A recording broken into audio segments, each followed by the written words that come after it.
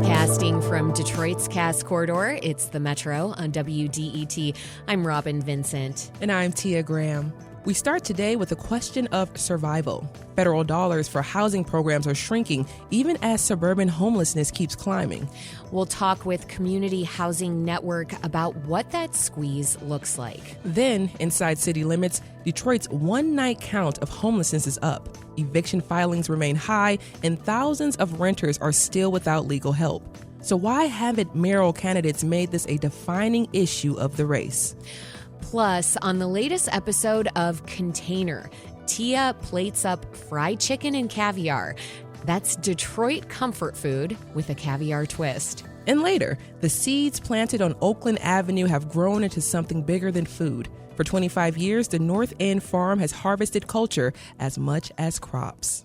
Now, food and community are essential, but so is a place to live.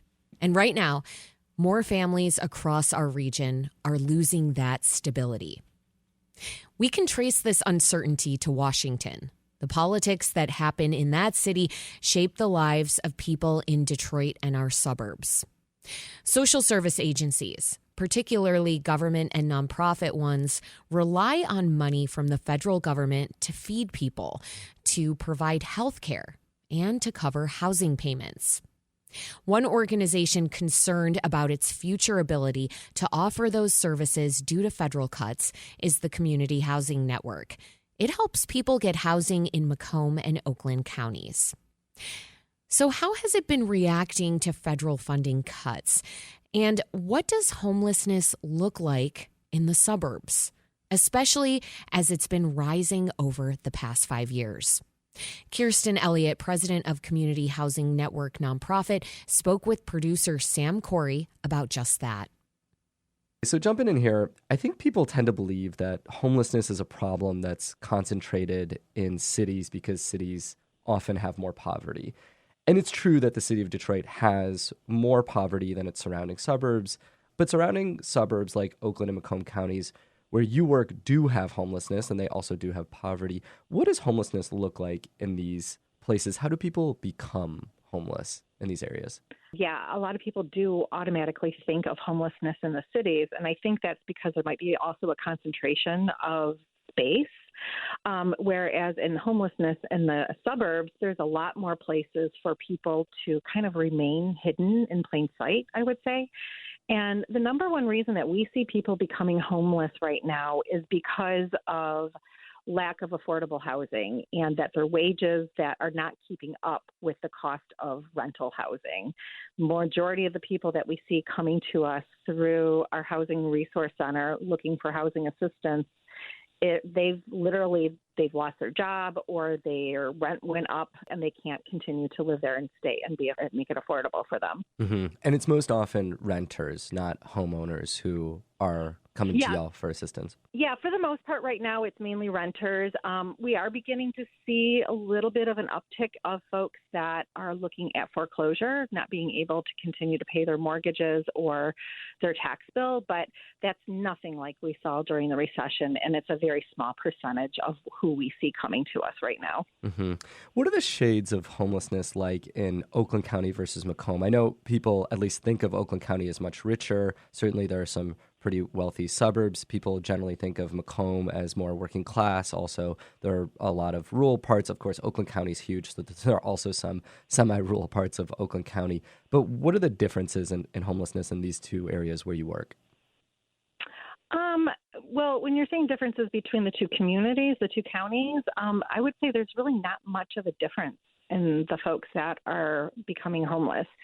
The majority of folks that are coming to us are working. They're the people who are working at our CVS pharmacies. They're the school bus drivers. They're the people who are like doing janitorial work. They are cooks or they're direct support professionals helping to support our most vulnerable citizens. And it's pretty much the same in both communities. Generally, it's a lot of families with children that are ending up homeless, and they're doing their best to stay afloat. Many are living in cars and motels. Some are able to have family where they can, quote unquote, couch surf. but there is no stability within these for these families as they don't have stable housing. Yeah. And again, it's that rising cost, the rising cost of housing, and then it's also their wages not keeping up with that cost. Exactly. The wage is not keeping up with the cost. Many are working multiple jobs because they can't get full-time work at one job because they might not be able to get benefits for a full-time job. Or their schedules are very erratic. So they might not have a set schedule. And so one schedule will say like, oh, you need to work on Monday now at 2:00, but their other job is at Monday at 2:00. So then they lose one of their jobs. I mean, there is so much that these families are logistically putting together just to survive between multiple jobs, keeping their kids in school. It truly is miraculous when you talk to these families how much they do to keep their life afloat. I want to talk a little bit about your agency and the work that y'all are doing and the way that you're being impacted by bigger systems right now, because you, of course, working with the Community Housing Network, help get people into housing. Again, in both Oakland and Macomb counties, there have been a number of funding cuts from the federal government, both cuts of people in federal agencies, working in federal agencies, and cuts to things like Medicaid and Medicare through the passage of the Big Beautiful Bill. At this moment, what are the impacts of those cuts on your organization at the Community Housing Network right now? So far, we've had some of our funding and some of our smaller programs has been cut a little bit. Like we had one program that was cut by 20%, and then they shortened the time of the grant. And we also had our Pass Homeless Outreach program that serves Oakland and Macomb County that has been cut probably about 15% so far. So it's kind of what I was expecting, that we will start right now just to see little shave-offs. Of course, timing has had a big impact because there's less federal employees at HUD. Timing for grant agreements to come through and for processing our payment vouchers, because we have a lot of it's called permanent supportive housing grants. So we pay the rents for all of the folks that are in. We have about 500 folks in homes scattered throughout Oakland and Macomb counties, and we pay the rents, and then we get reimbursed from the federal government. So each month we're putting out about $600,000 in rental assistance and then getting reimbursed. That timing has been elongated. And some days it's really quick. Months it's quick. Other months it's much longer, which does cause a problem for us in managing cash flow and making sure that we have enough funding to be able to cover the rents for folks, so that they're not going to be evicted from their housing that they're in. Yeah, does that mean like landlords are coming to you and like, hey, where's the money? And they're going to the people who you're serving, and they're like, they're coming to them as well. Like, what does it look like? Exactly. That is exactly what is happening. Many of these landlords, we have decades-long relationships with many of these landlords, and they've known that we're reliable and stable, and to now have, we're going to be 5 days late. We're going to be 10 days late. That's been happening a little bit earlier in January when they did have that funding freeze. We did have a couple months where just getting things back on. I will say I am quite nervous about the possibility of a government shutdown in October if they don't come to a budget decision and reconciliation. So if the government shuts down, that causes a lot of problems for us. Because money's going to be coming to you later, which means you can't give them that money to landlords. They won't be able to process any of our payment requests. We spoke earlier in that conversation, you talked about your concerns over the future fiscal health of your organization, particularly the fiscal years of 2026 and 2027. Are you concerned about having to cut staff or cut down time on staff, and so then there's less people to service the people that you're trying to help get into homes? Is that the situation? Yeah, so that is my number one concern right now, is looking at, so the Big Beautiful Bill, it really hasn't had a huge dramatic impact on our funding yet, but I am anticipating it. We do receive some indirect Medicaid funding through Oakland Community Health Network because they are very much supportive of making sure that all of the people that they serve have housing, understanding that housing is the platform for creating a thriving life and a solid recovery.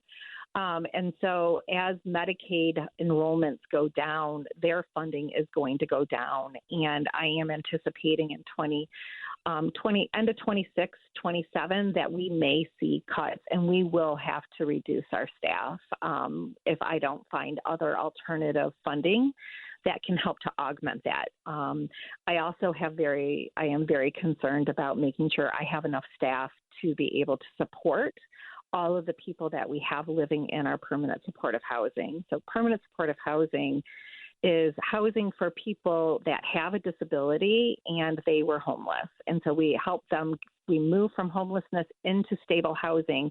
And the support part is that we provide the wraparound support so that they get connected to whatever services that they need, and that there's that follow through and that there's that consistency for them. So if they need behavioral health services, substance use services, child care, they want to go back to school, they want job training, all of those things. They need food assistance. They need whatever it is that they need, help with their primary health care, and making sure that they're getting connected to that so that they're taken care of if they have like diabetes or heart condition. So our supports are that wraparound and making sure that they are stable and they stay housed and that they continue to recover and thrive so that they can become productive members of society as everybody wants to.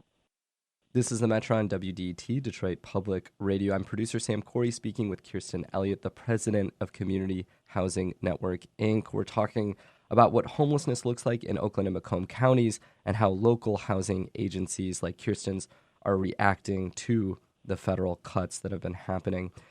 I want to talk a little bit about the numbers here in Oakland and Macomb County. The point in time homelessness counts, which is when people go out in one day at one particular time and literally count how many people are homeless at that particular moment in time. So it's kind of a snapshot. In 2024, those numbers were much higher than they were during the pandemic in 2020. In Oakland, it was about 350, and in Macomb, it was 436. I'm wondering what you think we were doing so much better collectively during the pandemic that was helping to keep people in their homes. Was it eviction moratoriums? Was it the fact that we were giving people money? Like, what was it that was helping people stay in their homes, have permanent housing that we're not doing as much now? You really did hit on it. I mean, we as a community, as a nation, we invested in helping people stay housed. So through the COVID emergency rental assistance program and a lot of other programs that were enacted to help people with their housing costs and to remain housed during the pandemic,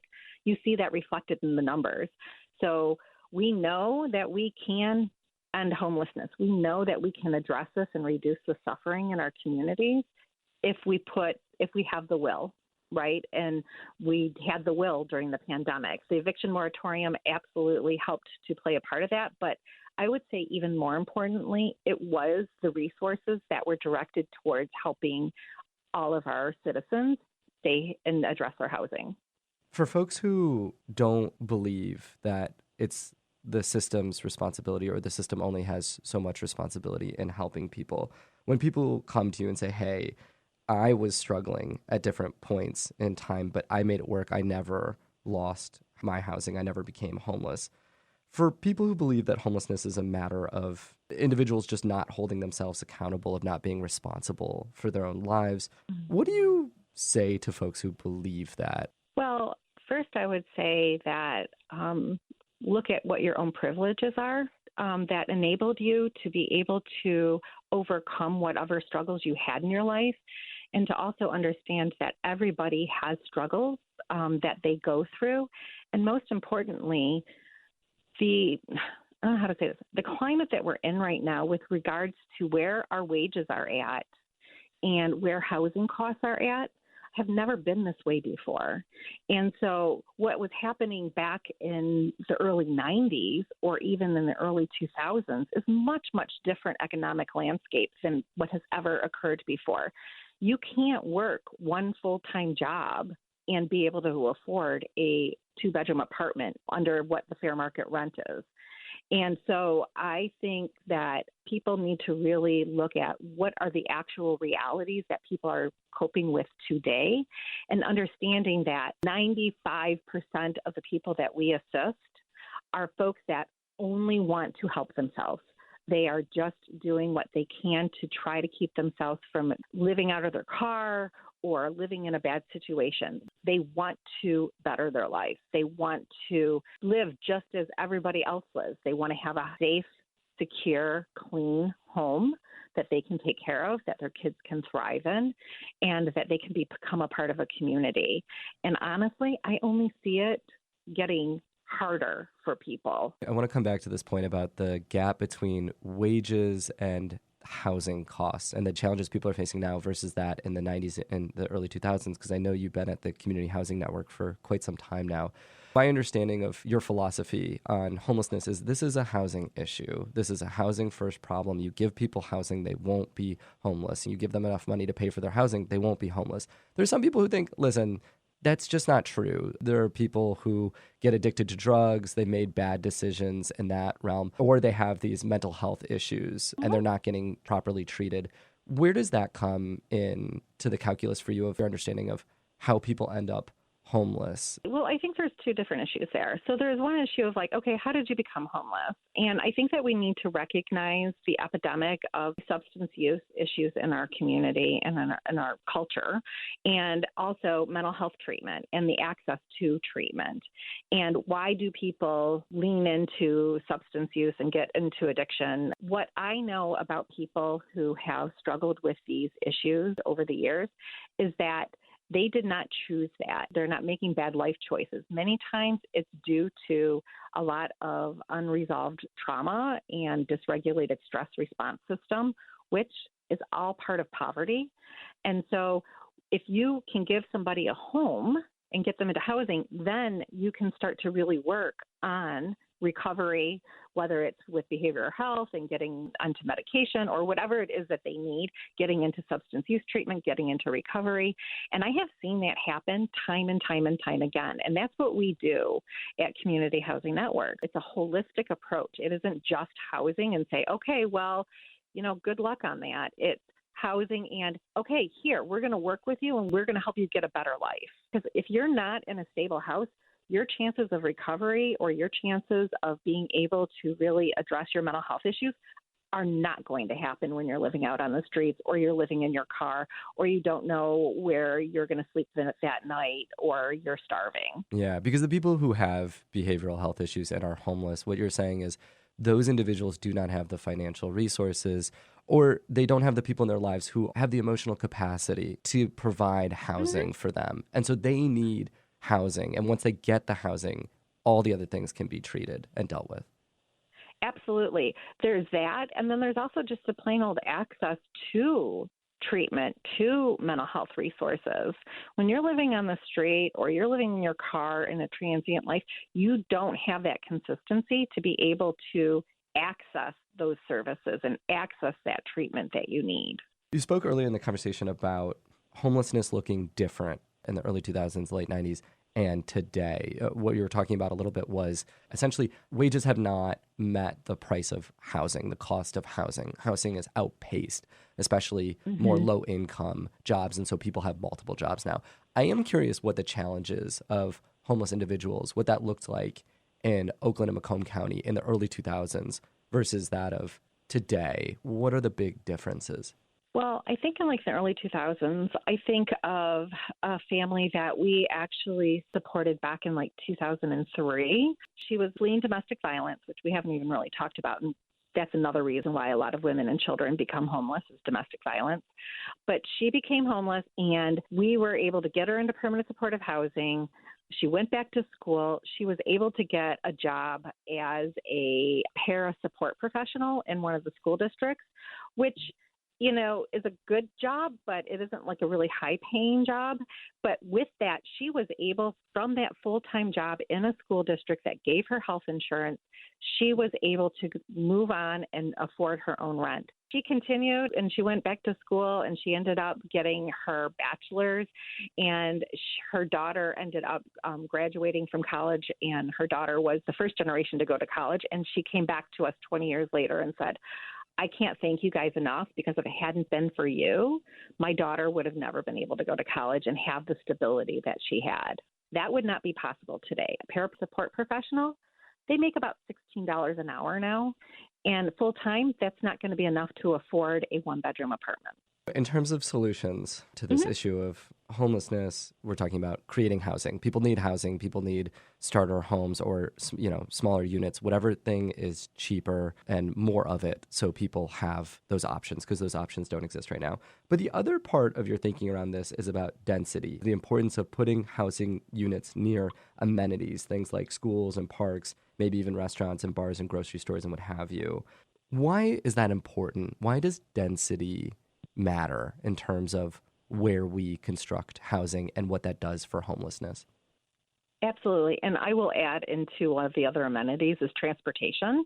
And having a robust mass public transportation system would do wonders for our whole community. And the reason why the density matters is because if you can create more housing on our single family lots that we have, like in our inner ring neighbor communities from the city of Detroit, which are by all of those amenities you discussed, it creates more economic opportunity, not just for the people who are living and who need those homes, but also for all of the businesses around it, because you're going to have more stable employees who have better access to the work and to live in the communities where they work. So you're really creating that true community cohesion.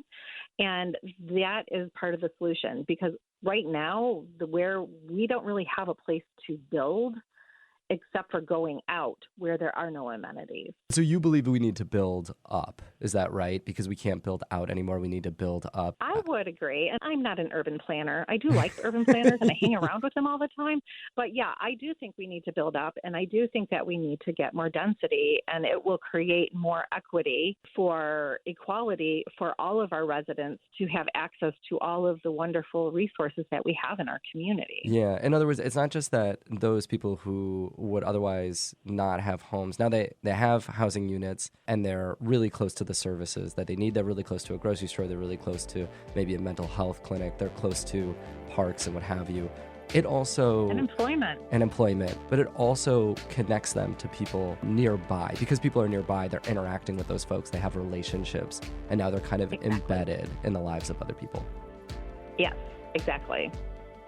Kirsten Elliott is the president of the Community Housing Network nonprofit. She spoke with producer Sam Corey.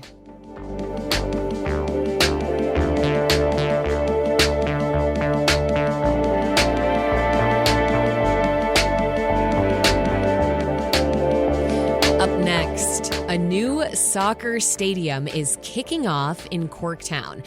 But before the first goal is scored, neighbors want a say in how the project reshapes their community. We'll hear more next on the Metro. Stay with us.